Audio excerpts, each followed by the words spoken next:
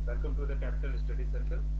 तो जैसा कि लोग जानते हैं, आज हम राजनीतिक सिद्धांत या पॉलिटिकल थ्योरी पे बात करेंगे।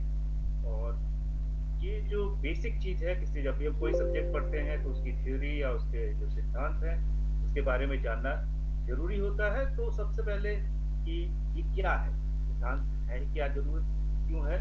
और जब हम पॉलिटिकल साइंस आज के समय जब हम कोई भी तैयारी कर रहे होते हैं या पढ़ रहे होते हैं, इसलिए अगर आप ग्रेजुएशन कर रहे हैं, पोस्ट ग्रेजुएशन कर रहे हैं या एमफिल पीएचडी में है, तो बेसिक कॉन्सेप्ट जो है पॉलिटिकल साइंस के या किसी भी स्ट्रीम की जो बेसिक कॉन्सेप्ट है उसको जानना बहुत जरूरी होता है। तो आज का हमारा जो टॉपिक है, तो हम बेसिक पॉलिटिकल साइंस की थ्योरी ले रहे हैं और उसको ही समझने की कोशिश करते हैं। और साथ ही साथ देखेंगे कि तमाम सारे जो एंट्रेंस एग्जाम होने वाले, जैसे आप लोग सबको मालूम होगा जो इंटरमीडिएट में है उसके लिए अभी जो सेंट्रल यूनिवर्सिटीज में अगर एडमिशन लेना चाहते हैं तो एक कॉमन टेस्ट हो गया है सीयूईटी, उसके थ्रू होगा। तो वहां पे कुछ बेसिक क्वेश्चंस पूछे जाएंगे।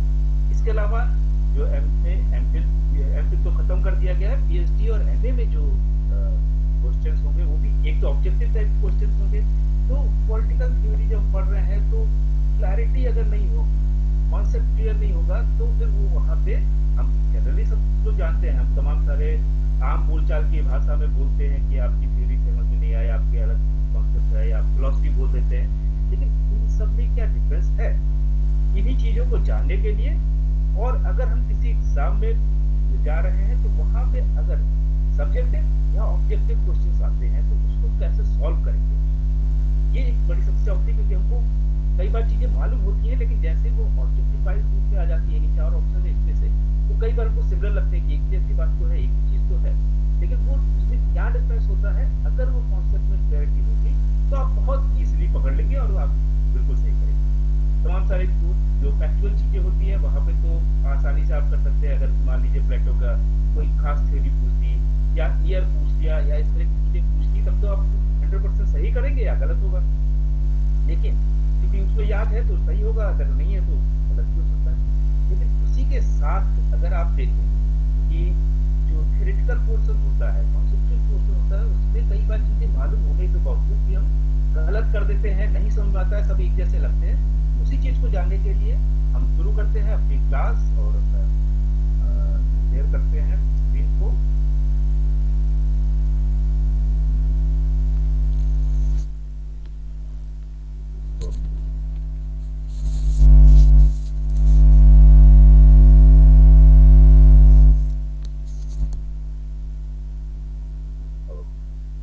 तो क्या आप लोग देख पा रहे हैं स्क्रीन को?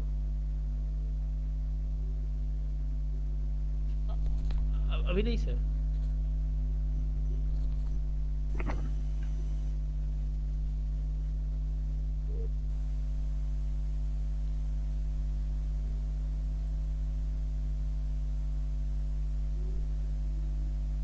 अच्छा है,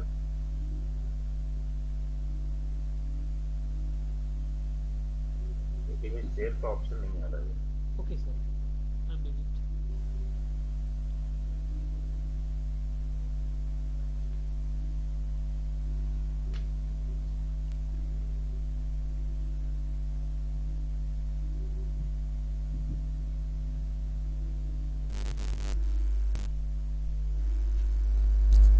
Just wait, we are presenting the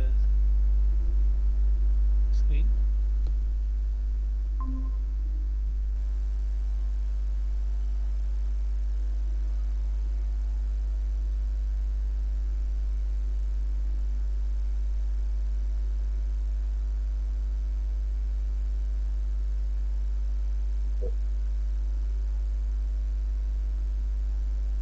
अभी क्या आया?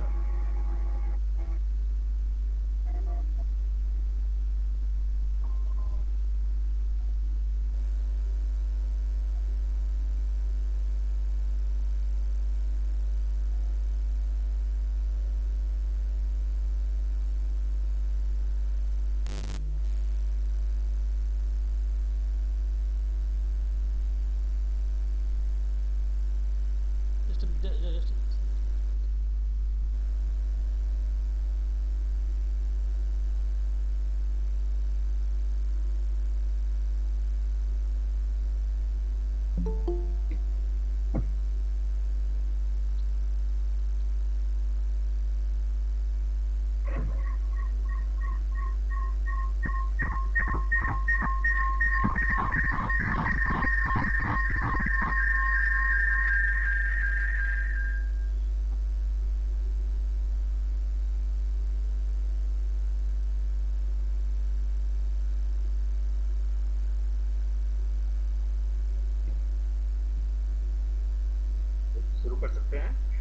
Just a minute sir, suggest कर दूं।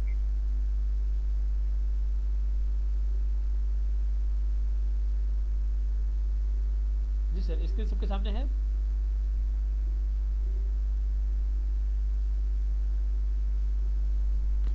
सर आपको स्क्रीन दिखाई दे हाँ रही है? ये जी सर, ओके। अच्छा ये जी तो आपने किया है। जी जी, हमने किया जी।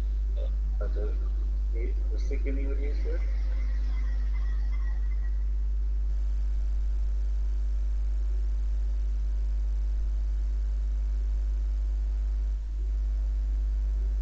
ओके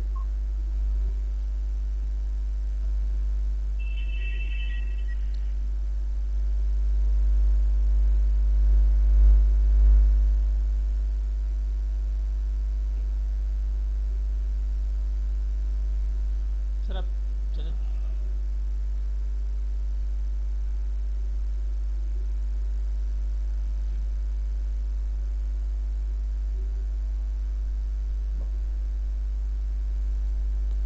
जी सर, आप हाँ कंटिन्यू करें।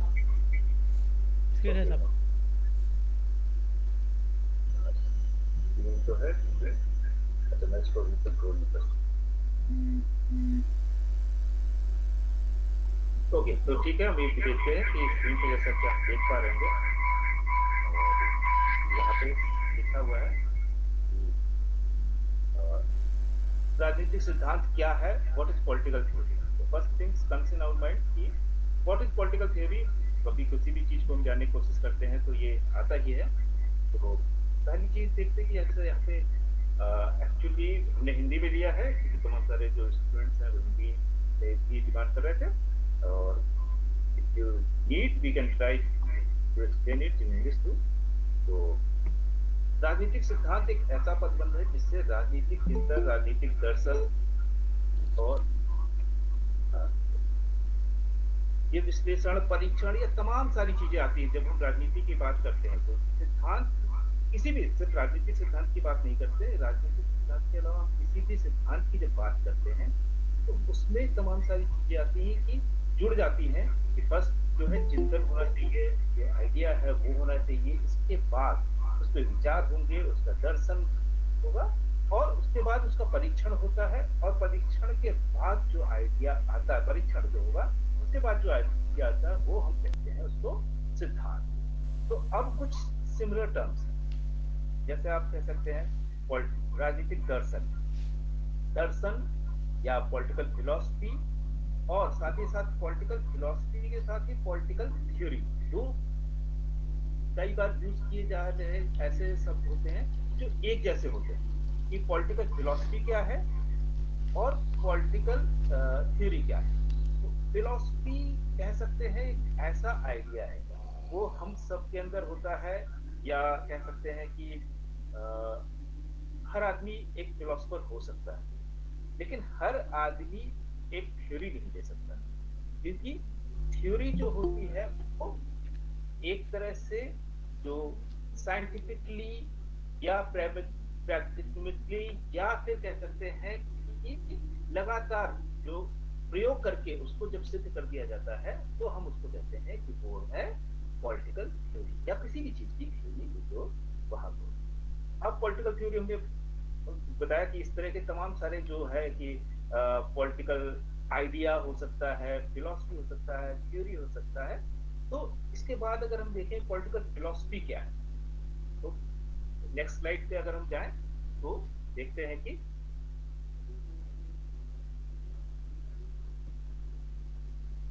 हाँ, तो यहाँ पे आपको सामने दिख रही होगी नेक्स्ट स्लाइड। तो राजनीतिक फिलॉसफी, तो सबसे पहले दार्शनिकों का नाम आता है, भारत में भी तमाम सारे दार्शनिक रहे हैं और बाहर भी रहे हैं, लेकिन जो पॉलिटिकल फिलॉसफी, जो फिलॉसफी एक दर्शन शास्त्र एक अलग है, लेकिन पॉलिटिकल फिलॉसफी में अगर हम देखें तो सबसे पहले जो नाम आता है कि हमारे भारत में भी अगर देखें तो बुद्ध की फिलॉसफी है या जैनिज्म की फिलॉसफी है, तमाम सारी फिलॉसफी है, लेकिन वो पॉलिटिकल नहीं है, वो रिलीजियस हो। अगर हम पॉलिटिकल फिलॉसफी में जाते हैं तो जैसा कि आप लोग सब लोग जानते होंगे कि जो फर्स्ट पॉलिटिकल साइंस के father of political science Aristotle माने जाते हैं। तो फादर ऑफ पॉलिटिकल साइंस तो एरिस्टोटल माने जाते हैं, लेकिन फिलॉसफी जो है वो उससे पहले ही चली आ रही है। तो उसका संबंध जो है ग्रीक पॉलिटिक्स से है। जो ग्रीस में जो हो रहा था, यूनान जिसको हम कहते हैं, वहां पे जो चीजें हो रही थी, जो जिस तरह का डिबेट डिस्कशन चल रहा था, वहां से पॉलिटिक्स के बारे में आइडिया आता है। अब ये जो पॉलिटिक्स के बारे में आइडिया आता है, क्योंकि वो फिलोसफिकल लेवल पे है, और उसको जो कॉन्क्रीट लेवल पे लाते हैं वो अरिस्टोटल या अरस्तु जिनको हम हिंदी में कहते हैं, वो लेके आते हैं। तो वहां से जो आइडिया आया, अब अरिस्टोटल, हम जानते हैं कि अरिस्टोटल के जो गुरु थे वो प्लेटो थे, और प्लेटो के जो गुरु थे वो सोक्रेटिस थे या सुकरात थे। तो ये जो आइडिया है, यहाँ से ही सिद्धांत जो पॉलिटिकल फिलॉसफी शुरू होती है, क्योंकि ये क्वेश्चन करने लगते हैं या एक आइडिया सोचते हैं कि किसी भी चीज का, या अगर ये स्टेट है या पॉलिटिक्स है इस तरह की, जैसे हम आज के समय में अगर हम इसका एक छोटा सा एग्जांपल ले लें कि हम भारत में रहते हैं, तो अगर हम जैसे क्वेश्चन करें कि क्या डेमोक्रेसी ही एक ऑप्शन है, क्या इसी तरह की डेमोक्रेसी पूरी दुनिया में है, क्या यही सबसे बेस्ट ऑप्शन है, या इससे पहले कोई, या इसके बाद का कोई और ऑप्शन बेटर हो सकता है। तो जैसे हम ये सोचना शुरू करते हैं, तो ये आइडिया ही कहलाता है कि एक राजनीतिक दर्शन को कह सकते हैं इवॉल्व करता है, इसको बढ़ाता है। अब ये राजनीतिक दर्शन जो है, तो हमने क्वेश्चन कर लिया, हमने सोचा कि नहीं, इससे बेटर भी ऑप्शन हो सकता है, भारत में ये हो सकता है, वो हो सकता है, या किसी भी देश के अंदर या किसी भी समाज के अंदर या पूरे जो वर्ल्ड है, जिसकी जो पॉलिटिक्स है उसके अंदर जो है वो क्या हो सकता है। तो अब ये जो दो चार चीजें क्वेश्चन आए कि हमारे पास क्या हो सकता है, तो पॉलिटिकल फिलोसफी जो है एक ब्रॉड टर्म। अब इसको फिर से एक बार समझने के लिए कह सकते हैं कि जैसे फिलोसफी ऑफ पीस या शांति की बात करें, तो फिलोसफी ऑफ पीस में बहुत से लोग आ जाएंगे। तो अब क्या हो सकता है उसमें, अगर हम देखें तो हमारे देश से गांधी का भी आइडिया पीस का है। अगर हम देखें तो जीसस क्राइस्ट का भी आइडिया पीस का है, बुद्धा का भी आइडिया पीस का है। ये सभी लोग एक दर्शन जो बेसिक है उसमें बिलीव कर रहे हैं कि पीस का। इसी तरह से पॉलिटिकल साइंस में भी जो है एक आइडिया जो फिलोसफी का है कि स्टेट, राज्य जो है वो क्यों है, क्या उसकी जरूरत है। अगर हम ह्यूमन बींग्स को छोड़ दें तो किसी और के पास इस तरह का सिस्टम नहीं है। हम भी एक जानवर की तरह मान सकते हैं कि हम भी एक जानवर हैं, लेकिन किसी और के पास तो स्टेट नहीं होता। हमने क्यों स्टेट बनाया, या स्टेट कहाँ से आया है। तो ये जो आइडिया है कि ये सारा स्टेट क्यों है, या इस तरह का सिस्टम क्यों, इंस्टीट्यूशन क्यों है, जुडिशरी क्यों है, ब्यूरोक्रेसी क्यों है, ये सारे आइडिया का जो जवाब हम ढूंढते हैं, तो वहां से एक फिलोसफी चलती है। अब अलग अलग लोगों का आइडिया अलग अलग हो सकता है। अब हम थोड़ा सा इसके बैकग्राउंड में चले जाते हैं कि ये कब किस समय की बात है। तो अगर हम देखें तो आज से लगभग 2500 साल से ज्यादा की बात है, जब प्लेटो और अरिस्टोटल थे। तो उससे पहले वहां पे ग्रीस में जो था वो सोफिस्ट आइडिया था। अब ये भी एक क्वेश्चन हो सकता है, अगर हम ऑब्जेक्टिव टाइप के क्वेश्चंस की बात कर रहे हैं, अपने एग्जाम के बारे में बात कर रहे हैं, एक तो आइडिया के लेवल बात करते हैं, दूसरा हम बात कर रहे हैं कि क्वेश्चंस के। तो उससे पहले वहां का जो पॉलिटिकल सिस्टम था वो क्या था, यूनान का या ग्रीस का, एक था सिटी स्टेट। बहुत छोटे छोटे राज्य हुआ करते थे, बड़ा राज्य नहीं होता था। मान लीजिए हम किसी शहर में हैं, तो शहर ही अपने आप में एक राज्य होता था, वो शहर भी छोटे होते थे, उसी को वो स्टेट मानते थे। और उस स्टेट के अंदर जो है बस आवाज कम रखिए, पॉलिटिकल सिस्टम था अपना। आवाज कम कर दीजिए, बस थोड़ा लेकिन कम रखिएगा। वहां पे जो आइडिया उससे पहले, क्योंकि अब हम बढ़ा दीजिए आवाज। 2500 साल पहले की बात कर रहे हैं लगभग, तो कोई ऑर्गेनाइज रिलीजन एटलीस्ट यूरोप के अंदर नहीं था। और अगर माना जाए तो यहाँ कहीं भी उस तरह से बहुत ऑर्गेनाइज रिलीजन नहीं थे। तो वहाँ का जो सिस्टम था वो सोफिस्ट आइडिया पे चलता था। तो सोफिस्ट जो आइडिया है उसमें ये माना जा रहा था कि स्टेट या राजा जो है, क्योंकि सिनोनिम बन जाता था राजा और स्टेट। तो स्टेट जो है वो, उसकी उत्पत्ति कहाँ से हुई, उसके जो है एवोल्यूशन कहाँ से हुआ है। तो एवोल्यूशन की बात जब हम करते हैं उसकी उत्पत्ति की, तो वहां पे आइडिया था कि ये गॉड ने ही राजा को भेजा है यहाँ पे हम पे रूल करने के लिए, या इस सिस्टम को बनाए रखने। अब जो सुकरात थे उन्होंने इसको क्वेश्चन करना शुरू किया, क्योंकि उनका जो मेथड था उसको हम डायलेक्टिक्स कहते हैं। कि द्वंद्वात्मक जो आइडिया है कि वो द्वंद्व करते थे, अपने ही आइडिया को क्वेश्चन करते थे खुद भी, और कई बार उनके जो स्टूडेंट थे वो क्वेश्चन करते थे, उससे वो जो चीजें निकालते थे उससे जो है उनके जो फिलोसफी बनी, या हम कह सकते हैं बाद में अगर प्लेटो के कॉन्टेक्स्ट में देखेंगे तो वो पॉलिटिकल थ्योरी के कॉन्टेक्स्ट में देख सकते हैं, क्योंकि सुकरात ने खुद कुछ नहीं लिखा, जो भी लिखा प्लेटो ने लिखा। तो प्लेटो के कॉन्टेक्स्ट में जब हम देखते हैं तो अब जो आइडिया ऑफ डायलेक्टिक्स है, जो द्वंद्व का आइडिया है, जो बाद में अगर हम लेटर पीरियड में आएंगे तो हेगेल और मार्क्स का भी वही आइडिया है कि द्वंद्व से हम पूछते हैं कि कोई भी चीज है तो क्यों है, उसको क्वेश्चन करना, और वो क्वेश्चन का आंसर ढूंढना, ये एक आइडिया था जो उस फिलोसफी भी है कि वह स्टेट क्यों है, दर्शन इस तरह से बना कि राज्य क्यों है, लेकिन अब उसका जो आंसर ढूंढने का है वो हो जाएगा आइडिया, विचार, थॉट, और उस थॉट पे जब रेगुलर हम टेस्ट करते रहेंगे, प्रैक्टिकल करते रहेंगे कि ये क्या सही में हो रहा है, ऐसा जब हम सोच रहे हैं वैसा ही होता है। जब मान लीजिए हमने सोच लिया है किसी के बारे में, या कहीं किसी किसी भी आइडिया के बारे में हमने ये सोच लिया है कि कुत्ते 3 कलर के होते हैं, सफेद होता है, काले होते हैं, भूरे होते हैं, क्योंकि हमने जो चीज देखी उसके बेसिस पे हमने सोच लिया। लेकिन अब हम इसको सिर्फ बोल रहे हैं तो ये कोई थ्योरी नहीं, ये हमारा आइडिया हो सकता है लेकिन ये कोई थ्योरी नहीं बन सकती। क्यों? क्योंकि हमने अभी सब्सटेंशिएट नहीं किया, हमने अभी टेस्ट नहीं किया कि इन 3 के अलावा भी और भी कहीं कुछ हो रहा है क्या। जब हम ये देखते हैं, जाते हैं और देखते हैं कि हाँ सही में इस 3 के अलावा तो नहीं है कोई, तो हमारा एक सिद्धांत बन जाएगा। और अगर उसके अलग भी मिल जाते हैं तो फिर हमारा नया सिद्धांत बन सकता है कि हमने जो सोचा था वो नहीं है, उसके अलावा इस कलर के और भी होते हैं, तो एक नया सिद्धांत। लेकिन दोनों ही सूरत में हमको ढूंढना पड़ेगा, प्रैक्टिकल करना पड़ेगा। तो यहाँ पे जो प्लेटो थे या सुकरात जो थे, उन्होंने चैलेंज करना शुरू किया। तो सुकरात की कहानी आप लोग ज्यादातर लोग आप लोग जानते होंगे कि सुकरात जो है वो चैलेंज कर रहे थे कि नहीं ऐसा कुछ नहीं है, ये सारी चीजें हमने कंस्ट्रक्ट की, ह्यूमन बींग्स ने ही स्टेट को बनाया है, और ऐसा कुछ नहीं कि राजा को भगवान ने या ये king is the representative of God, इस तरह के आइडिया जो है वो ऐसा नहीं है। तो यहाँ क्योंकि इससे पहले सुकरात की बहुत इज्जत थी, तमाम सारी चीजों पे वो अपनी फिलॉसफी देते रहते थे, अपना ज्ञान देते रहते थे। अब जो है वहां से प्रॉब्लम कहाँ आई कि जैसे ही उन्होंने स्टेट को चैलेंज किया, जब तक बायोलॉजी पे बोल रहे हैं, फिजिक्स पे बोल रहे हैं, फिलोसफी पे बोल रहे हैं, तब तक तो उनको कोई दिक्कत नहीं थी स्टेट को। लेकिन जैसे ही उन्होंने वो स्टेट को चैलेंज किया कि स्टेट की हमारे ह्यूमन बींग्स के द्वारा ही निर्मित है, या राजा कोई बाहर से नहीं आया, या भगवान ने उसको नहीं भेजा है, तब यहाँ से प्रॉब्लम शुरू हो गई। प्रॉब्लम शुरू हुई कि अब क्या किया जाए। तो किंग ने बोला कि भाई कि आप गलत कर रहे हैं, ये तो गॉड के अगेंस्ट बोल रहे हैं, ये गॉड ने हमको भेजा, आप हमारे अगेंस्ट नहीं बोल रहे, गॉड के ही अगेंस्ट बोल रहे हैं। अब जो है बोला कि इसकी तो सर, अब राजा जो था उस समय तक कह सकते हैं वहां पे डेमोक्रेसी थी, जो सो कॉल्ड डेमोक्रेसी, आज के समय की तरह की डेमोक्रेसी नहीं।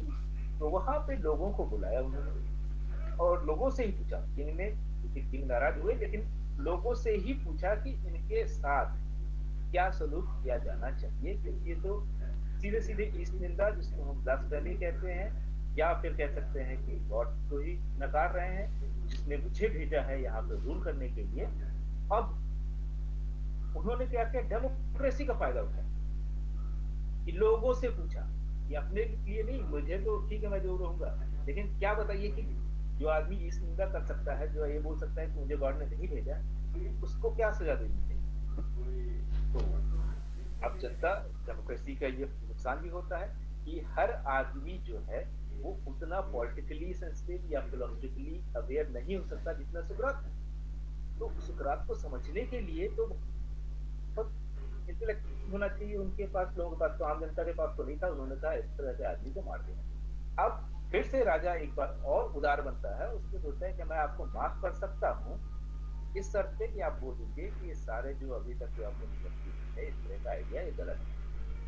अब सुकरात इसलिए महान हो जाते हैं, इन्होंने बोला कि नहीं, अगर मैं आज ये बोल दूंगा तो आने वाली नस्लें जो आइडिया है डायलेक्टिक का कि क्वेश्चन करना छोड़ देंगी। अगर मैं इसको गलत बोल दूंगा तो आने वाली नस्लें क्वेश्चन करना छोड़ देंगी। इसलिए वो जो मौत की सजा थी उसको एक्सेप्ट कर लेते हैं और खुद ही जहर का प्याला, जो बोला जाता है कि जहर का प्याला, वो पी लेते हैं। अब इससे जो प्लेटो थे वो बहुत नाराज हुए, या उनको लगा कि इस तरह से तो मतलब लोगों में एक समझदारी ही नहीं है, या राजा के अंदर भी कोई समझदारी नहीं है कि किस चीज को इतनी वैल्यू देनी चाहिए। और वो फिर अपना नई फिलोसफी, अपनी बुक्स लिखना शुरू करते हैं। तो ये तो बैकग्राउंड है, उस समय से ही शुरू होता है ये आइडिया। और प्लेटो अपने एक एकेडमी खोलते हैं, जिसको प्लेटो जब पढ़ेंगे वहां भी बात करेंगे। तो उनके जो इंस्टीट्यूट का नाम था वो अकेडमी था। ये आपके लिए इम्पोर्टेंट हो सकता है क्योंकि ये बहुत बार पूछा भी जाता है कि प्लेटो के इंस्टीट्यूट का क्या नाम था, उसी का एरिस्टोटल के इंस्टीट्यूट का क्या नाम था, तो लाइसियम बोलते हैं। तो ये दो तीन चीजें जो है, तो एक बात की हमने कि सोफिस्ट आइडिया उस समय था, सुकरात ने कोई किताब नहीं लिखी है, प्लेटो ने ही सुकरात के बारे में चर्चा लिखी है। और प्लेटो का जो आइडिया था वो क्या था, बेसिकली कह सकते हैं कि डायलेक्टिक पे बेस था। जो द्वंद्व का आइडिया होता है कि हम किसी चीज को क्वेश्चन करते हैं, थीसिस, एंटीथेसिस और सिंथेसिस। इस तरह का जो आइडिया बाद में निकल के आता है, ये प्लेटो से ही शुरू हो जाता है। बहुत से लोग उसको हेगल और मार्क्स से जोड़ते हैं, लेकिन ये आइडिया जो शुरू होता है प्लेटो से, और बाद में एरिस्टोटल उसको आगे बढ़ाते हैं। तो अब जो प्लेटो का आइडिया है, इसको अगर हम देखें तो वो किस तरह से आगे बढ़ रहा है कि, कि प्लेटो क्या कह रहे हैं कि इन्होंने तमाम सारी चीजों पर अपनी फिलॉसफी देना चाहिए। अब ये फिलॉसफी जो है, अगर आप इस फोटो को भी देख पाएंगे तो इस फोटो में जो है साफ साफ दिखाया गया है कि किस तरह के शेष हैं बगल में खड़े, वो अरिस्टोटल है, अरस्तु है। अरस्तु जो है वो बाद में प्लेटो को भी चैलेंज करते हैं कि आपका जो आइडिया है वो बहुत फिलोसफिकल है, दार्शनिक है, लेकिन रियल कॉन्टेक्स्ट में अगर हम देखें तो क्या ये सही में अप्लाई किया जा सकता है, राज्य के सेंस में, स्टेट के सेंस में, पॉलिटिक्स के सेंस में क्या अप्लाई किया जा सकता है, और इसके थ्रू स्टेट चलाया जा सकता है। तो इसका एक एग्जांपल हम दे सकते हैं कि जिस तरह से प्लेटो बोलते हैं कि ड्यूटी इटसेल्फ इज जस्टिस, कि अगर हर आदमी अपनी ड्यूटी करेगा तो किसी अलग से न्याय की जरूरत नहीं होगी, कॉन्स्टिट्यूशन की जरूरत नहीं होगी, या किसी सिस्टम की अलग से जरूरत नहीं होगी। इसका एग्जांपल आप छोटा सा समझ सकते हैं कि प्लेटो किस लेवल पे दार्शनिक सोच रखते हैं कि अगर हम सब लोग कभी अब ट्रैफिक में चलते हों तो ट्रैफिक रूल्स का फॉलो करने लगे बिना किसी डर के, या किसी कह सकते हैं चलान के, या किसी एक्सीडेंट के, कि अगर हम देखें कि हम सब लोग अपने अपना ट्रैफिक रूल फॉलो करें, जो होता है कि किसको आने पहले जाने दे या किसको, तो क्या ट्रैफिक पुलिस या पूरे जो ट्रैफिक डिपार्टमेंट की जरूरत पड़ेगी? बोलते अलग से किसी जस्टिस की जरूरत ही नहीं है, सिर्फ अपनी जो ड्यूटी है सब लोग करने लगे। जिसको जो काम मिला वो अपना काम करता रहेगा, तो अलग से ऊपर सुपरवाइजर की जरूरत नहीं पड़ेगी, अलग से उसको ऊपर चेक करने के लिए जरूरत नहीं पड़ेगी, एंटी करप्शन ब्यूरो की जरूरत नहीं पड़ेगी, इस तरह तमाम सारी जो सिस्टम है उसकी जरूरत ही नहीं पड़ेगी, तो जस्टिस अपने आप हो गया। लेकिन जो उनके ही शिष्य थे अरिस्टोटल, वो उनको चैलेंज करते हैं। वो बोलते हैं कि नहीं, ये जो प्रॉब्लम है कि अगर आप इतने आइडियल लेवल में बात कर रहे हैं तो उस आइडियल लेवल पे क्या सब लोग उस चीज को मानेंगे? आज के समय क्या हम बोले कि सभी लोग ट्रैफिक रूल फॉलो करेंगे? तो बोलेंगे। तो उनको वहां से चैलेंज करते हैं, और जो चैलेंज करके जो प्रैग्मेटिक प्रैक्टिकल जो मॉडल लाते हैं अरिस्टोटल, यहीं से शुरुआत होती है पॉलिटिकल थ्योरी। इसीलिए हम अरिस्टोटल को फादर ऑफ पॉलिटिकल साइंस कहते हैं, ना कि सुकरात को, ना कि प्लेटो। वो दार्शनिक हो सकते हैं, बहुत बड़े दार्शनिक हैं, लेकिन फादर ऑफ पॉलिटिकल साइंस जो होता है वो हम हमेशा अरिस्टोटल को या अरस्तु को कहते हैं। अब यहाँ पे ये एक बहुत बेसिक आइडिया है, लेकिन कई बार ये एग्जाम से पूछा जा सकता है क्योंकि बहुत बेसिक चीजें पूछी जाती हैं, और अगर ग्रेजुएशन लेवल पर जो एंट्रेंस देंगे उनके लिए इम्पोर्टेंट होता है फादर ऑफ पॉलिटिकल साइंस कौन है, वहां पे आपको जवाब देना है अरिस्टोटल या अरिस्टो। तो अब हम आगे बढ़ते हैं, नेक्स्ट स्लाइड पे आते हैं कि राजनीतिक सिद्धांत जैसे यहाँ पे लिखा हुआ है कि विज्ञान की सबसे अधिक सरल और सबसे अधिक घटनाओं में से एक है। अब कुछ कुछ चीजें जो इंपॉर्टेंट है कि कहाँ से इसकी उत्पत्ति होती है। ग्रीक भाषा थ्योरिया शब्द से होती है, थ्योरिया से थ्योरी बनती है, थ्योरम बनते हैं इसी तरह से। तो इसका अर्थ समझने की दृष्टि, चिंतन की अवस्था। तो एक तो क्वेश्चन जो हो सकता है कि किस, जैसे यहाँ पे अभी लग रहा है ग्रीक है, अब ग्रीक के साथ ही जब क्वेश्चन आता है तो कई बार लैटिन आ जाता है, ग्रीक आ जाता है, स्पेनिश आ जाता है। इस तरह की जो है लैटिन और ग्रीक में लोग बहुत ज्यादा कंफ्यूज हो सकते हैं। तो ग्रीक लैंग्वेज के थ्योरिया से आया और उसी से उत्पत्ति हुई पॉलिटिकल थ्योरी। तो थ्योरिया शब्द का सही अर्थ समझने की दृष्टि है, जैसा मिलता है चिंतन की अवस्था में प्राप्त किसी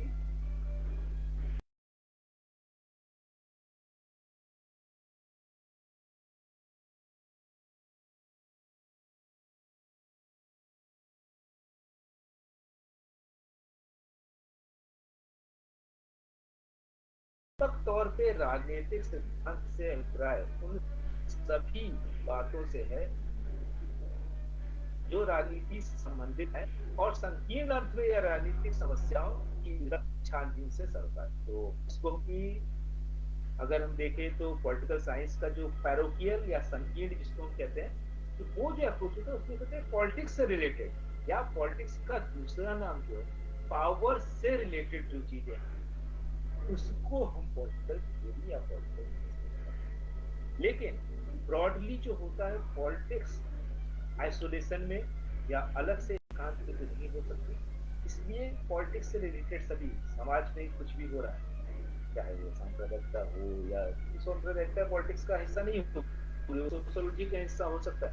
तो सोशियोलॉजी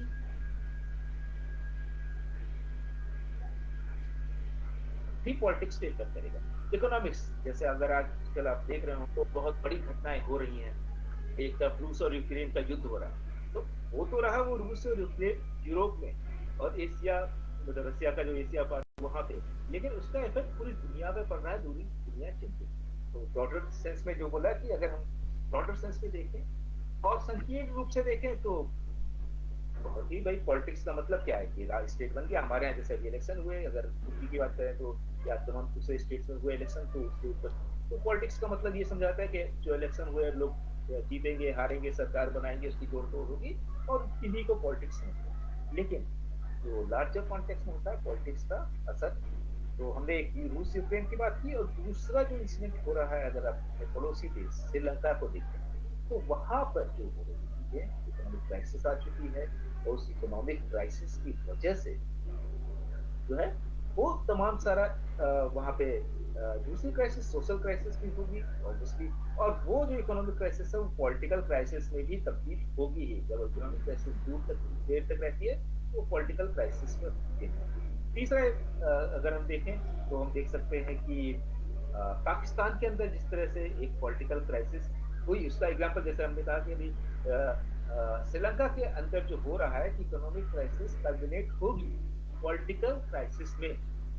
तो इसका एग्जांपल आप देख सकते हैं पिछले कुछ सालों से लगातार जो है पाकिस्तान के अंदर इकोनॉमिक क्राइसिस तो चल रही थी और वो अब पॉलिटिकल क्राइसिस में कन्वर्ट हो गई। तो इकोनॉमिक जो चीजें हैं या सोशल जो प्रॉब्लम होती है, कई बार बहुत सारे ग्रुप्स के आपस में कॉन्फ्लिक्ट होते हैं उनकी वजह से, तो इन सारी चीजों की जो प्रॉब्लम्स है उससे जो आइडिया निकलता है वो पॉलिटिक्स को इफेक्ट करता है। इसलिए पॉलिटिक्स को हम बहुत संकीर्ण तरीके से नहीं ले सकते।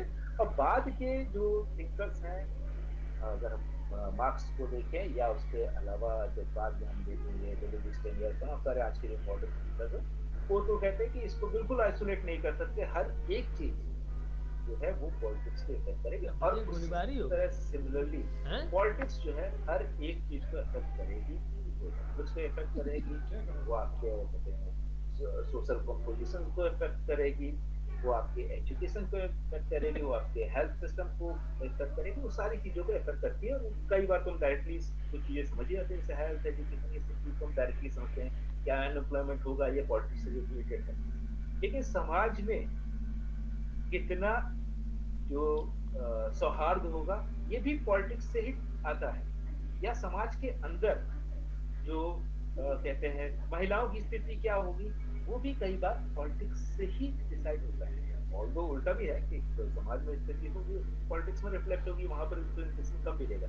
लेकिन पॉलिटिक्स में अगर रिप्रेजेंटेशन ठीक मिलने लगे, तो सोसाइटी में भी रिप्रेजेंटेशन महिलाओं को या मार्जिनलाइज्ड सेक्शन के हो गए, दलित हो गए, पिछड़े हो गए, आदिवासी हो गए, इनको अपने आप ही वो आगे आ जाएंगे। तो पॉलिटिक्स एक ऐसी चीज है जिसको हम समझ सकते हैं कि ब्रॉडली इफेक्ट करती है हर एक चीज आपके जीवन में। तो बहुत सारे आपने सुने होंगे किससे कि नॉर्थ कोरिया के बारे में, वो कितने सही है कितने गलत है वो अलग बात है, लेकिन कई बार बातें भी क्यों कि वहां पे हेयर कटिंग भी कैसी होगी, वो जो है वो आप हेयर कैसे रखेंगे वो भी पॉलिटिक्स डिसाइड करती है। तो आप सारी जगह पे यहाँ पे भी अगर आप देखिए तो आप बहुत कुछ नहीं कर सकते। अभी जिस तरह से कपड़ों को लेके होती है चीजें, बहस हुई कुछ भारत के अंदर, तो वो जो चीजें हैं उसमें भी अगर आप देखेंगे तो पॉलिटिक्स कहते हैं इफेक्ट करती है सोसाइटी को, और सोसाइटी के तमाम सारे फैक्टर पॉलिटिक्स को इफेक्ट करते हैं। तो अब हम नेक्स्ट स्लाइड पे जाते हैं।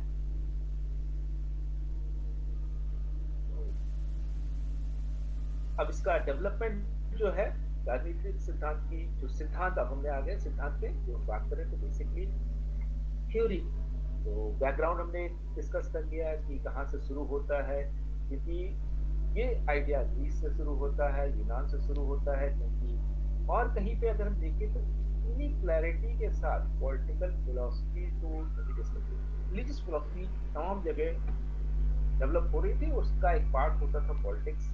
और अगर हम भारत में देखें तो काफी बाद में हमारे यहाँ चंद्रगुप्त के समय अगर चाणक्य को देखें तो या विष्णुगुप्त जिनको कहते हैं, उन्होंने कुछ कुछ पॉलिटिक्स के ऊपर लिखा, लेकिन बहुत ज्यादा पॉलिटिकल फिलोसफी या पॉलिटिकल थियोरी के ऊपर भारत में काम नहीं हुआ है। तो और दुनिया के दूसरे हिस्से में भी, चाहे वो अफ्रीका हो, अमेरिका हो, लैटिन अमेरिका हो, वहां पे भी नहीं काम हुआ।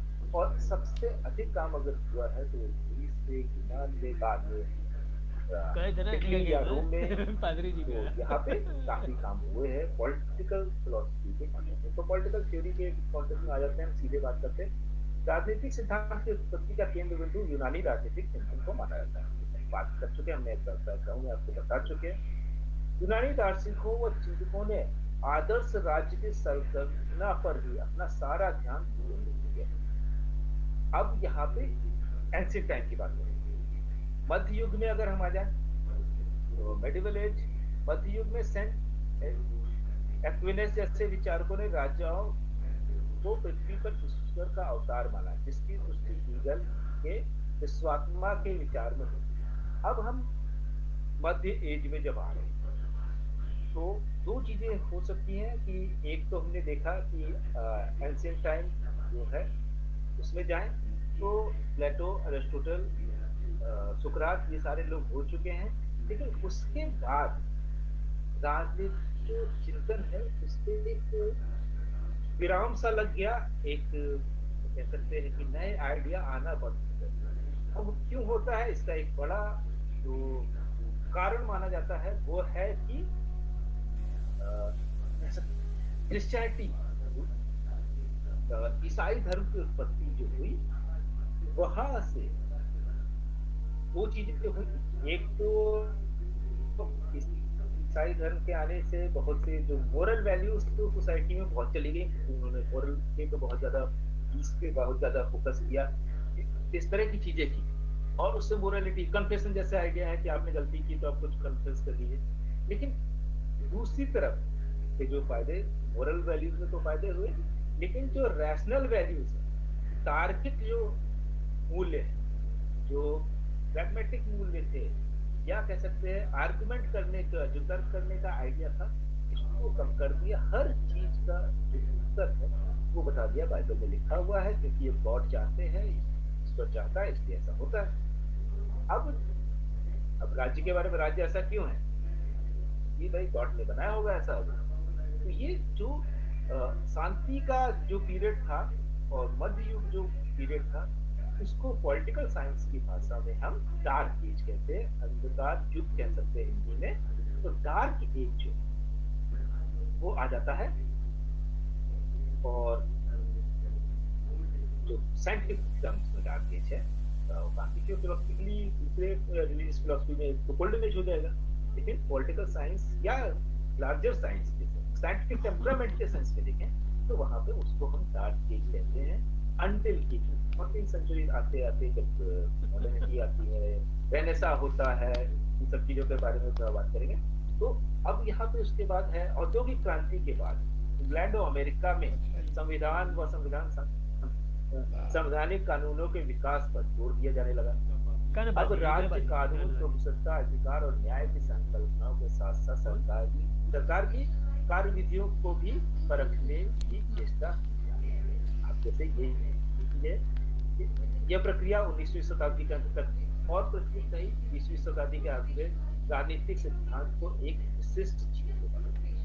तो अभी तक जो मेडिवल पीरियड है, पहले यहाँ पे बात करते हैं मेडिवल पीरियड का, और कि वहां पे जो हुआ कि मैकियावेली जब आते हैं तो उन्होंने, जैसे अभी हमने बात की, उन्होंने बोला कि जो राजा है वो दूत है गॉड का, और उसके बाद लोग उस तरह से बिलीव नहीं कर रहे हैं। और गॉड जो है रिलीजन का इतना अधिक कह सकते हैं कि प्रभाव था कि राजा भी अपनी चीजें जो वो सोचता था वो एडमिनिस्ट्रेशन में कर नहीं पाता था। और उस समय एक तरफ भ्रष्टाचार बढ़ गया, इस तरह से चर्च के अंदर बहुत ज्यादा भ्रष्टाचार बढ़ गया युग में, कि हर एक क्राइम का कुछ भी आप गलत कीजिए बस कन्फेस कर लीजिए और कुछ चर्च को डोनेट कर दीजिए, लैंड डोनेट कर दीजिए, सोना डोनेट कर दीजिए, ये सब डोनेट कर दीजिए।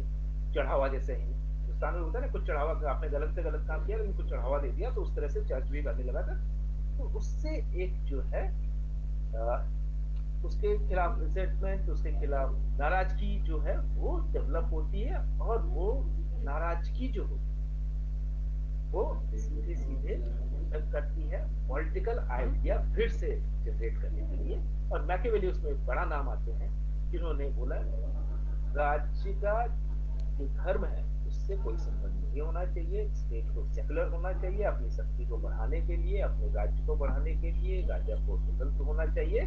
और उसको यहाँ तक जो नैतिकता को भी छोड़ने की बात करते हैं कि राजा के लिए कोई नैतिकता नहीं होनी चाहिए, अगर राज्य के लिए वो अच्छा कर रहा है तो उसको उसके लिए नैतिकता का कोई मतलब नहीं। वो क्रिश्चियन वैल्यूज थी या किसी भी तरह के जो नैतिकता थे। तो ये जो आइडिया आता है यहाँ पे चेंज होते हैं, और उसके बाद तमाम सारा जो औद्योगिक क्रांति की बात हो रही है, हर फील्ड में उनको नए नए आइडिया आते।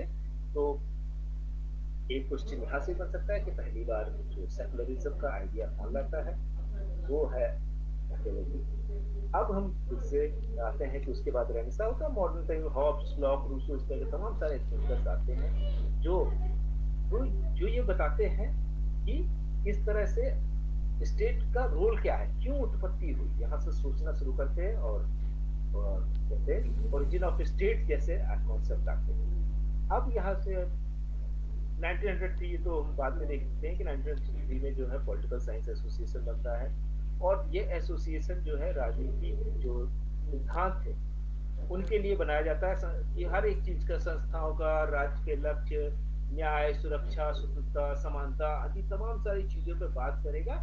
और हम उसको थ्योराइज, क्योंकि बाकी जो साइंस है वो थ्योराइज कर दे रही है, बाकी फिजिक्स, केमिस्ट्री, बायोलॉजी वो बता देती है भाई कि अगर आपको कोई कैंसर हुआ है तो ये स्टेज में है, इतने दिनों बाद आप नहीं बचे।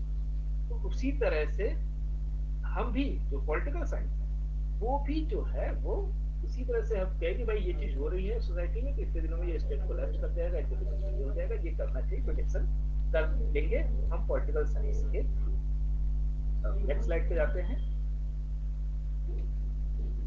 तो उसी संस्थाओं को या जितनी भी चीजें थी वो जो चीज उसको हम स्टडी करने लगे। 19th सेंचुरी मॉडर्न ले आ गया, तो आसान भी हो गया स्टडी करना।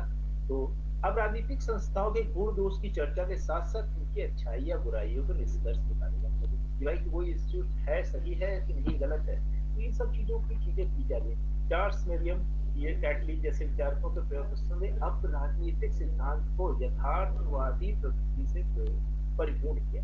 तो पहले जो होता था एक आइडियल स्टेट की बात हो रही थी, अब यहाँ पे रियलिटी हो गई कि अब हम क्या होना क्या चाहिए, जो नॉर्मेटिव थ्योरी बोलते हैं जिसको, होना क्या चाहिए, और जो आइडिया है कि क्या होगा। हम चाहते हैं कि युद्ध ना हो, लेकिन ये ये एक आइडिया हो सकता है कि हम युद्ध नहीं चाहते, लेकिन अगर हम थ्योरी में जाएंगे तो हम कुछ कंक्रीट टर्म से बोल सकते हैं कि ये चीजें हो रही हैं तो अब युद्ध होगा।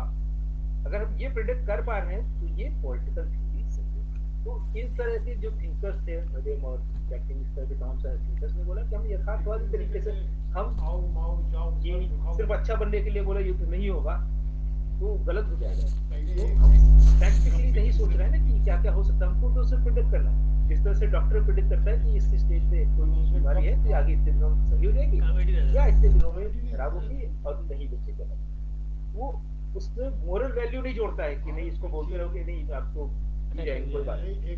तो वो चीज कह रहे हैं कि हम पॉलिटिकल साइंस में भी इस तरह की चीजें क्यों नहीं ला सकते। तो तमाम सारे जैसे यथार्थवादी थिंकर, ईस्टर्न और तो उस समय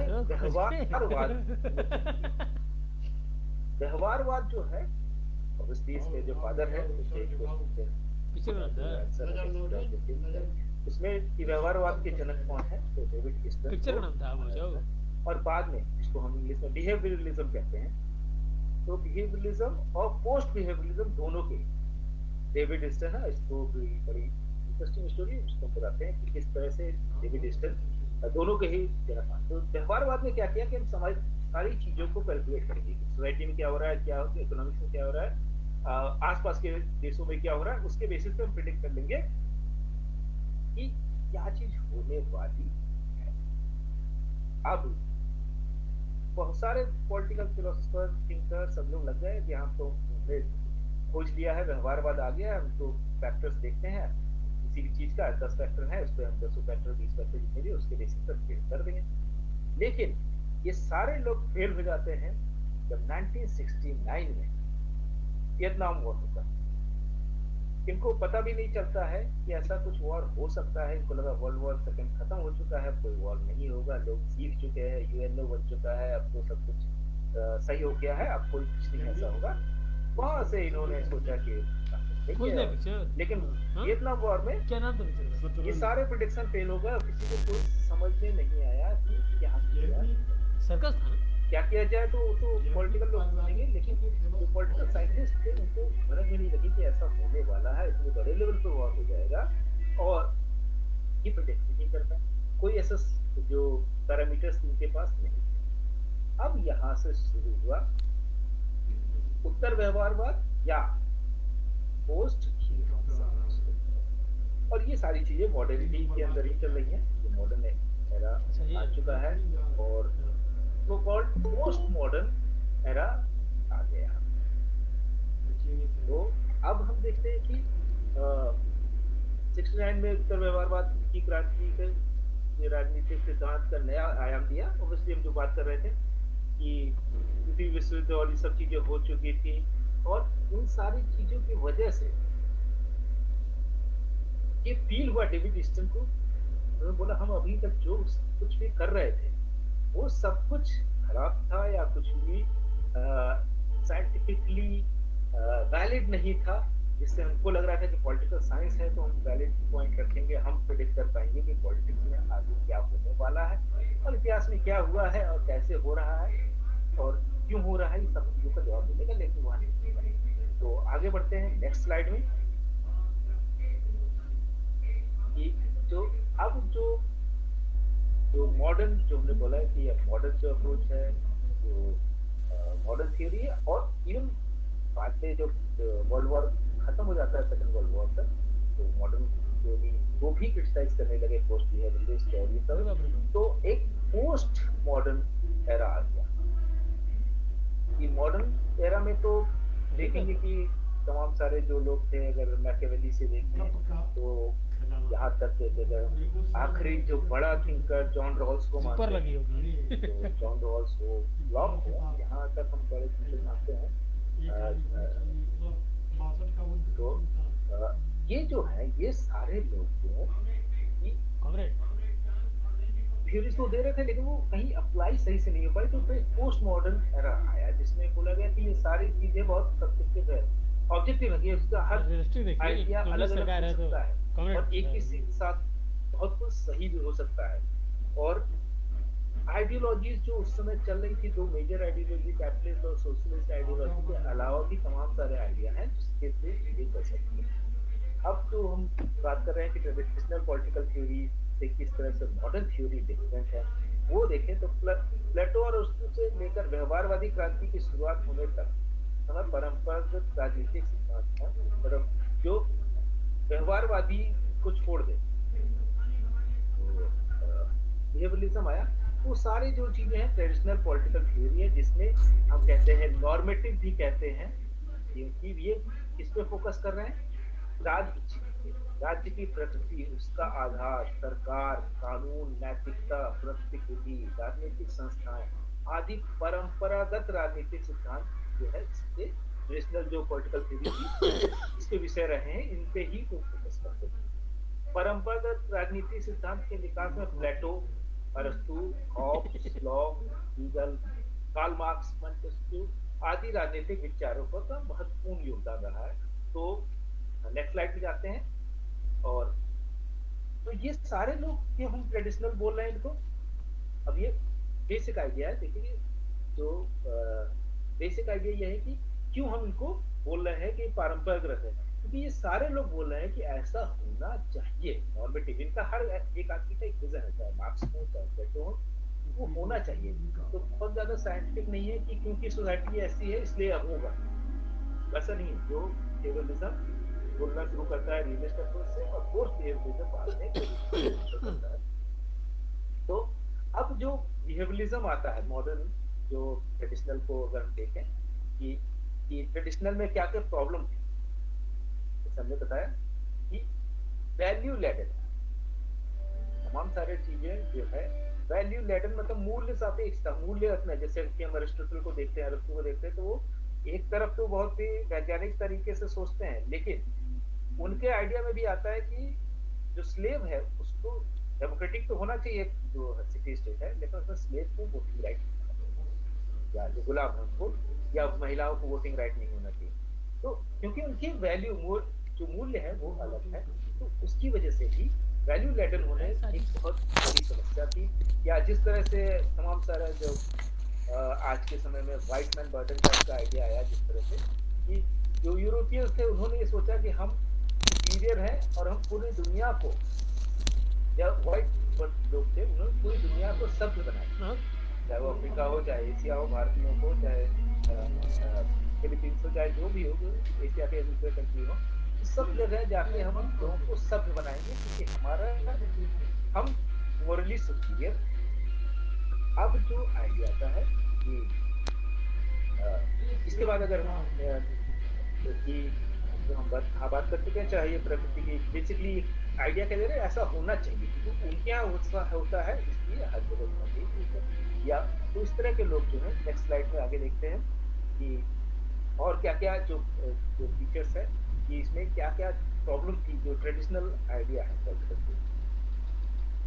प्रॉब्लम सॉल्विंग नेचर है। एक तो है कि समस्या जो है उसको सुलझाना, कि क्या होगा कैसे होगा आगे वो तो नहीं है, जो समस्या है उसको किस तरह से सुलझाया जा सकता। बेसिकली डिस्क्रिप्टिव है कि अब ये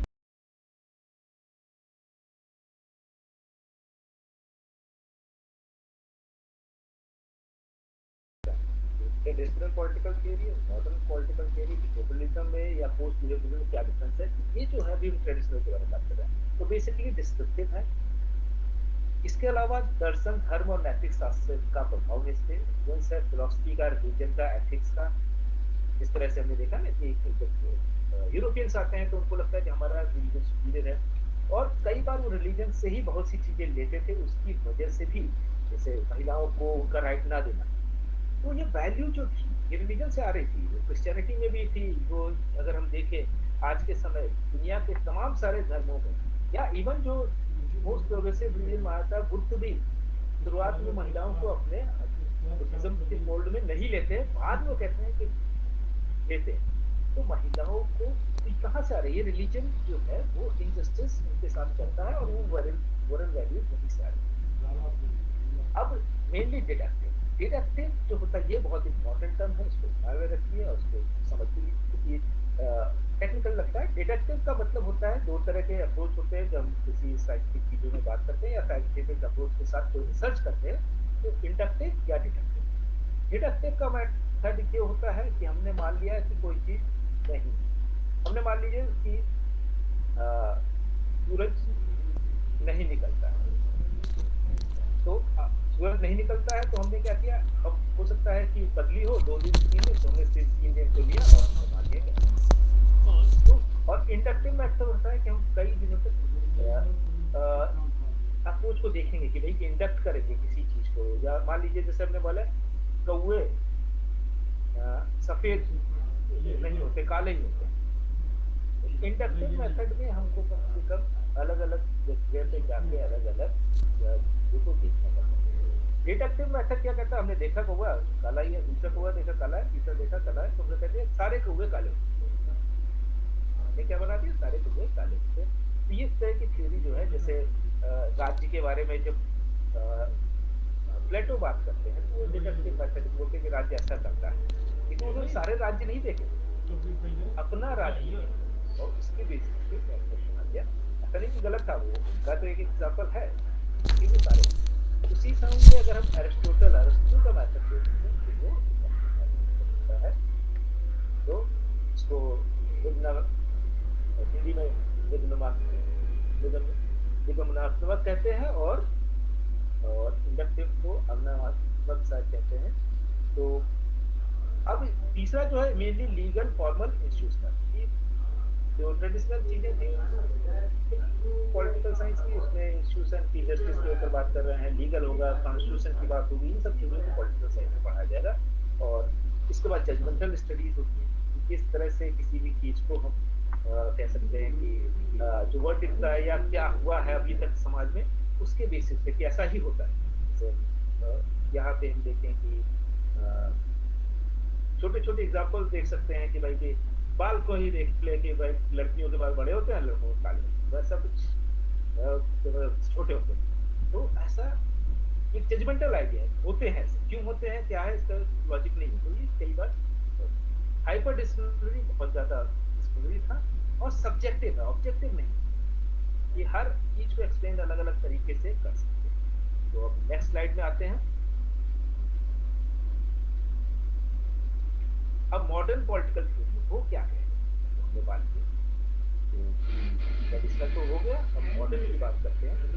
प्रथम विश्व युद्ध के प्रारंभ होते ही परंपरागत राजनीतिक सिद्धांत के खतरे का आगमन होने लगा। तो द्वितीय विश्व युद्ध के बाद और बढ़ गया।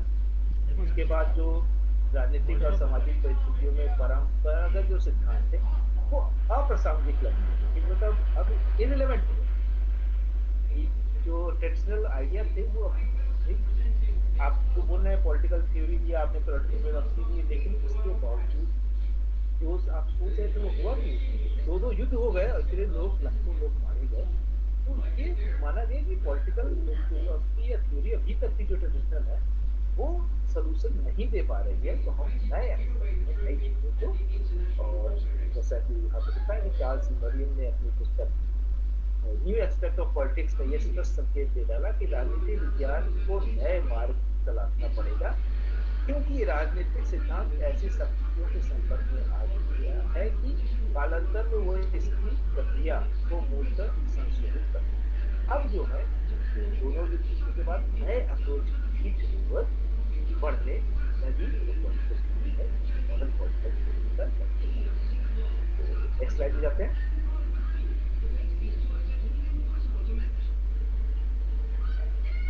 तो अब क्या हुआ, एम्पेरिकल मेथड जिसको हम कहते हैं, जिसमें हम ढेर सारे सैंपल कलेक्ट करते हैं। जैसे अगर आप देखें कि एग्जिट पोल, एग्जाम्पल इसका एग्जिट पोल है, ये हम देख सकते हैं कि एम्पेरिकल मेथड है कि हम जाएंगे, लोगों से पूछेंगे, पता करेंगे और उसके बेसिस पर पता करेंगे कि ये गवर्नमेंट आगे वाली है।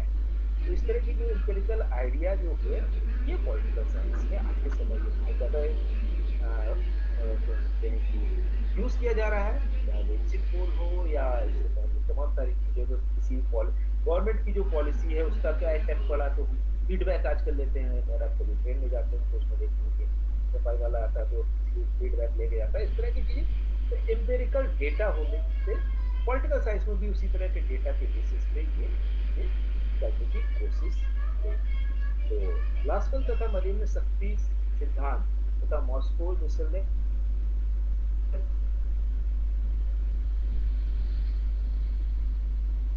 परेटो ने राजनीतिक प्रतिपादन करके राजनीतिक सिद्धांत को नई दिशा दी। अब ये जो है पावर से एक तरफ तो दोनों है और दूसरी तरफ मॉस्को मिसल करके उसको हम पढ़ेंगे, बहुत इंपॉर्टेंट है क्योंकि एलीट थ्योरी, स्पेसिफिक थ्योरी सिद्धांत कह रहा है, ये जो है ये बहुत ही नई चीज आती है कि अल्टीमेटली क्या कौन पॉलिटिक्स कंट्रोल कर रहा है। तो वहां पे होता है कि अगर बाद में इसको डिटेल में पढ़ेंगे, 1953 में डेविड स्टेन ने व्यवहारवादी क्रांति का नया राजनीतिक सिद्धांत पेश किया, ये हम बात कर चुके हैं।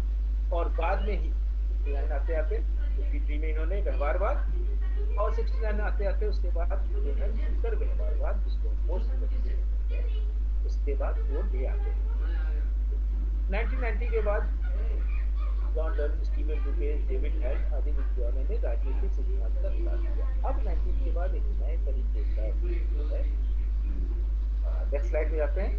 तो नए तरीके की जो पॉलिटिक्सल थ्योरी है उसका जो विकास किया और उनको डेवलप किया। अब इसमें जो हम देखते हैं साइलेंट फीचर जो है आधुनिक इसमें प्रमुख जो मॉडर्न पॉलिटिकल थ्योरी, अभी ट्रेडिशनल की जो प्रॉब्लम थी उसको हम देखते हैं, उसके आगे बढ़ते हैं। राजनीतिक अध्ययन के अंतरशास्त्री, अब जो है इंटरडिसिप्लिनरी क्या किया इन्होंने मॉडर्न, कि आप इकोनॉमिक्स को भी लाइए, ज्योग्राफी को भी लाइए, सारी चीजों को करके तब को मिला के आप पॉलिटिकल साइंस को समझ। प्रैग्मेटिक स्टडी, यहाँ पे अनुभव के आधार पे सिर्फ ऐसा होता है, हम चाहते हैं कि नहीं, उससे आगे। परंपरागत जो सीमाएं है, जो नॉर्मेटिव अप्रोच है, उससे आगे बढ़ता है। नेक्स्ट स्लाइड करते हैं तो और भी पीछे देखते हैं। तो नॉर्मेटिव अप्रोच जिसमें ये आइडिया होता है कि हमको ये करना चाहिए तो ज्यादा क्या होना। वैल्यू न्यूट्रल हुआ, हम हमारा मूल्य नहीं है, हम हो सकता है कि हम किसी खास धर्म के हों या किसी खास आइडिया के हों, लेकिन जब हम राज्य या पॉलिटिक्स की बात करेंगे तो हम value neutral. Close relation between research and, अब जो थ्योरी होगी वो ऐसा नहीं कि कोई रूम में बैठेगा तब और सोचेगा उसको, ऐसे आपको फील्ड में जाके वहाँ पे फैक्ट्स की घटना करके उस फैक्ट्स के बेसिस पे, रिसर्च के बेसिस पे थ्योरी देनी पड़ेगी। आज के दुनिया में जो थ्योरी है तो वो इस टाइप छोटा एग्जाम्पल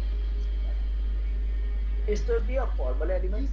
फॉर्मल एलिमेंट्स हैं उसका, जैसे हमारे पार्लियामेंट हो गया, जुडिशरी हो गई, मीडिया हो गई, ये सारी चीजों का भी स्टडी है। वो साथ ही साथ जो इंटरडिसिप्लिनरी है वो effort to solve the problem. अब जो प्रॉब्लम है उसको कैसे सॉल्व किया जाए, अगर हम मान लीजिए प्रिडिक्ट नहीं कर पा रहे हैं कि आने वाले दिनों में हमारी जो पॉलिटिकल स्थिति क्या होगी, जिस तरह से पाकिस्तान में वहाँ के पॉलिटिकल साइंटिस्ट को या इंटरनेशनल पॉलिटिकल साइंटिस्ट को जज करना चाहिए तो, और अगर इस तरह की अनसर्टेनिटी है तो उसका सोल्यूशन क्या होगा। तो कॉन्स्टिट्यूशन चेंज हो सकता है, तमाम सारी दूसरी चीजें हो सकती है। डेवलपिंग थ्योरी होनी चाहिए, विकास जो है ये धीरे धीरे डेवलप होना चाहिए, अपनी जो गलतियां उससे सीखिए और नई चीजों को जोड़। ऑटोनोमस अवेयर टुवर्ड्स तो है कि स्वतंत्र होना चाहिए, ऐसा नहीं कि स्टेट ने फंड किया या स्टेट जो चाहेगा कि इसका सीधे सीधे फायदा है तो उसको ही करें। तो ऑटोनोमस होना चाहिए कि हम सोच रहे हैं इसका डायरेक्टली बेनिफिट हो या ना हो, लेकिन हम पॉलिटिक्स करेंगे तो। इसके बाद आगे बढ़ते हैं, नेक्स्ट स्लाइड है। इम्पोर्टेंस ऑफ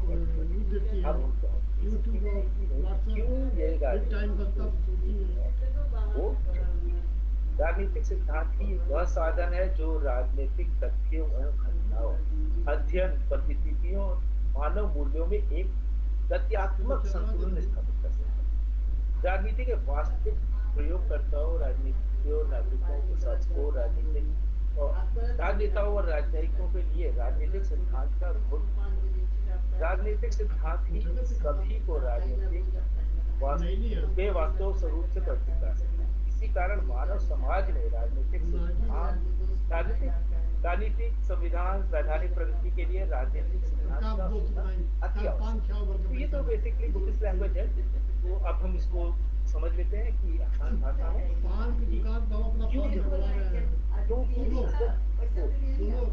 कोई चीज समझनी है कि आज के समय जो पॉलिटिक्स चल रही है या आज जो इससे पहले जो पॉलिटिक्स हुई है उसमें क्या गलतियां अल्टीमेटली जो चाहे वो इकोनॉमिक्स हो, चाहे वो सोशल कंपोजिशन हो, चाहे वो हेल्थ हो, जो सेट करेगा ट्रेंड या जो कंट्रोल करता है क्या खाएंगे सकते हैं, अलग अलग देशों में अलग अलग चीजें बनाना, क्या पिएंगे, अलग अलग राज्यों में भारत के भी और अलग अलग देशों में भी अलग अलग चीजें बनाना।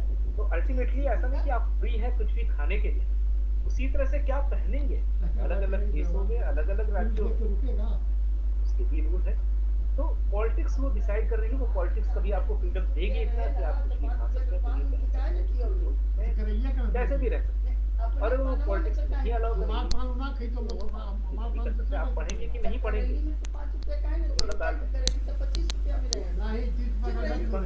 ऑनलाइन पढ़ेंगे कि ऑफलाइन पढ़ेंगे, आपका इलाज सही होगा या नहीं होगा वो पॉलिटिक्स डिसाइड करेगी। आप इंटर कास्ट मैरिज कर सकते हैं, इंटर रिलीजियस मैरिज कर सकते हैं कि नहीं कर सकते हैं, पॉलिटिक्स डिसाइड करेगी। और अलग अलग देशों में अलग अलग स्थिति है, वो पॉलिटिक्स डिसाइड करेगी। तो आगे बढ़ते हैं नेक्स्ट स्लाइड में। ये हमारी स्लाइड है। अब जो प्रॉब्लम्स है आगे हम देख लें, पॉलिटिकल जो है इसमें समस्याएं क्या है। कि क्वेश्चन भी हो सकता है कि भाई बेसिकली क्या प्रॉब्लम आई, क्यों हम नहीं चेंज कर पाते। तो एक जो उसको पहले पढ़ लेते हैं, उसके बाद हम प्लेटो और अरस्तु से लेकर 20वीं सदी राजनीतिक सिद्धांत के विकास की गति काफी जो आज के समय में जैसे बोला कि जॉन रॉस के बाद कोई बहुत बड़ा फिलोसफर नहीं आया पॉलिटिकल साइंस में, जिसने सोसाइटी पे इफेक्ट डाला हो या उसके बेसिस पे कोई नई पॉलिसी बना रहे हो। तो ऑब्वियसली अगर हम हॉब्स लॉक रूसो को छोड़ दे तो पुराने समय में, और अगर मॉडर्न समय में, तो पॉलिटिक्स की जो थ्योरी है ये डेवलपमेंट को आज के समय में हमारे पास कोई ऐसी नई थ्योरी नहीं है जिसके बेसिस पे कुछ मेजर चेंज होने वाला है किसी खास देश के अंदर या पूरे विश्व में। ऐसा नहीं लगता, हमारे पास भी ऐसी कोई खास पॉलिटिक्स भारत के अंदर बन देते हैं तो कोई पॉलिटिकल थ्योरी नहीं है जिसके बेसिस पे हम बहुत तेजी से कुछ अमूलचूल परिवर्तन कर पाते। तो फिर वापस आते हैं कि अमेरिकन पॉलिटिकल साइंस एसोसिएशन तथा सोशल साइंस रिसर्च काउंसिल की स्थापना से राजनीतिक सिद्धांत के विकास में कुछ तेजी आई। इतना होने के बावजूद अधिकतर विकासशील देशों में तो राजनीतिक सिद्धांत की दशा आज भी काफी सूखी। अगर हम डेवलपिंग कंट्रीज में देखें तो वहाँ कोई नई थ्योरी नहीं आ रही। अगर हम जैसे हमने बताया कि ये सारी जो थ्योरीज आज हम पॉलिटिकल साइंस की बात कर रहे हैं तो कहीं और सीधे सीधे देखें तो यूरोप अमेरिका को छोड़ के कहीं और नई पॉलिटिकल थ्योरी जन्म नहीं ले रही। तो इन देशों में की राजनीतिक सिद्धांत के अध्ययन के लिए उपयुक्त अध्ययन पद्धति का अभाव है। तो उसकी वजह से ही वहां पे जो अगर हम देखें तो जहाँ पे पॉलिटिकल साइंस का डेवलपमेंट ठीक ठाक हुआ, चाहे यूरोप में देखें या अमेरिका के अंदर देखें, वहां पे ज्यादा स्टेबिलिटी है। और जिन देशों में पॉलिटिकल साइंस का विकास कम हुआ है वहां पे ये सिद्धांत बन गया। जिन देशों में पॉलिटिकल साइंस का डेवलपमेंट को या बड़ा फिलोसफर बड़ा थिंकर नहीं है वहां पे राजनीतिक, और अगर राजनीतिक स्टेबिलिटी होगी तो आर्थिक सामाजिक जो डेवलपमेंट वो होगा ही। तो यूरोप और अमेरिका को अगर हम छोड़ दें तो बाकी जगह पे उतना पॉलिटिकल आइडिया नहीं सक्सीड कर रहा है, और उसकी वजह से यूरोप और अमेरिका आज भी आगे बने हुए हैं। क्योंकि वहाँ का जो फिलोसफी, पॉलिटिकल फिलोसफी या पॉलिटिकल थ्योरी या सिर्फ पॉलिटिकल ही, किसी भी साइंटिफिक आइडिया जो पॉलिटिकल है, उस पे काम ज़्यादा हो रहा है और उससे वहाँ की सरकारें सीख रही हैं और नए आइडिया ले रही हैं। तो अंत में यहाँ पे बात खत्म करेंगे कि अतः एक व्यापक राजनीतिक सिद्धांत के निर्माण के लिए आवश्यक है कि इस दिशा में सभी राजनीतिक विद्वान, समाजवादियों, राजनीतिक प्रशासनिक नीतिज्ञ को, समाजशास्त्रियों आदि को सकारात्मक प्रयास करने चाहिए और राजनीतिक सिद्धांत के मार्ग में आने वाली बाधाओं को दूर करने के हर संभव प्रयास करने चाहिए। अब भारत में जिस तरह से हुआ, ये अलग अलग सिद्धांत, राजनीतिक सिद्धांत आए, अगर भारत के कॉन्टेक्स्ट में देखें बहुत मेजर, एकेडमिक के सेंस में बहुत मेजर नहीं है, लेकिन अगर हम चाहे अम्बेडकर को पढ़े, गांधी को पढ़े, नेहरू को आइडिया हो, तो तमाम सारे लोगों का अपना एक आइडिया था एक बेसिस पे ये चली। और जहाँ पे इस तरह के एटलीस्ट इंडिया के अंदर हम देखें, फिर से थ्योराइज कर सकते हैं कि इंडिया के अंदर एटलीस्ट इस तरह के थिंकर थे, जयप्रकाश नारायण हो, लोहिया हो या तमाम सब, उसकी वजह से इंडिया इतने डाइवर्स होने के बावजूद पॉलिटिकल थ्योरी या थिंकर्स का ही एक करिश्मा है, या कह सकते हैं उसका ही साइंटिफिक अप्रोच है, जिसकी वजह से इतनी डाइवर्सिटी के बाद भी इंडिया की स्टेबल डेमोक्रेसी अभी तक बना हुआ है। तमाम सारे हमारे पड़ोसी देश हमारे साथ ही आ जाते हैं, लेकिन वो स्टेबल नहीं बन पाए क्योंकि उनके पास जो पॉलिटिकल अप्रोच, जो थ्योरेटिकल होना चाहिए, जो फिलोसफिकल होना चाहिए, वो नहीं था। पॉलिटिक्स सिर्फ इलेक्शन करा लेने से या प्रेसिडेंट और प्राइम मिनिस्टर बना लेने से नहीं होता, या चीफ मिनिस्टर अलग अलग स्टेट बनाने से नहीं होता, जब तक उसके अंदर एक पॉलिटिकल चेतना नहीं आएगी। और वो चेतना लाने का काम पॉलिटिकल फिलोसफर करते हैं, वो पॉलिटिकल थिंकर करते हैं, और बाद में उसी चीज को पॉलिटिक्स थ्योरी के रूप में प्रेजेंट किया था कि ये तो होना ही चाहिए, क्योंकि इसको हमने कई बार टेस्ट करके देख लिया है। और उसका एक छोटा सा एग्जाम्पल हम दे सकते हैं कि कैसे हो सकता है। कि एक एग्जाम्पल हम ले सकते हैं कि किस तरह से कि महिलाएं, जिन देशों की महिलाएं ज्यादा बड़ी हैं, वो देश भी ज्यादा तरक्की किए। मान लीजिए हमने थ्योरी दे दी, अब ये थ्योरी क्या अप्लाई हो रही है? आप पाएंगे अगर आप साइंस की देखेंगे तो ज्यादातर ऐसी जगहों पे ऐसे वही देश डेवलप है जहाँ महिलाओं की शिक्षा और सेहत ज्यादा है, और जहाँ पे कम है देश धीरे धीरे और कमजोर होते जा रहे हैं। कई बार कुछ नेचुरल रिसोर्सेज की वजह से कुछ देश ऐसे हैं इकोनॉमिकली स्टेबल हो सकते हैं, आगे बढ़ जाते, लेकिन पॉलिटिकली स्टेबल नहीं रह सकते। तो ये पॉलिटिकल थ्योरी, पॉलिटिकल फिलोसफी या पॉलिटिकल जो आइडिया है थिंकर्स का, या थॉट, जो पॉलिटिकल थॉट है, तो वहाँ पे, और इसको हम, ये आइडिया बेसिक आइडिया है, क्योंकि इस बेसिस पे ही हम सारी चीजों को डिस्कस कर सकते हैं। आगे हम क्लास में हम चीजें डिस्कस करेंगे, वो इसी पे बेस्ड होगी। तो थैंक यू फॉर लिसनिंग। और अगर आप हमसे जुड़ना चाहते हैं तो हमारा कॉन्टेक्ट नंबर है 6001939975 को कॉल कर सकते हैं, या मैसेज कर सकते हैं, व्हाट्सएप कर सकते हैं।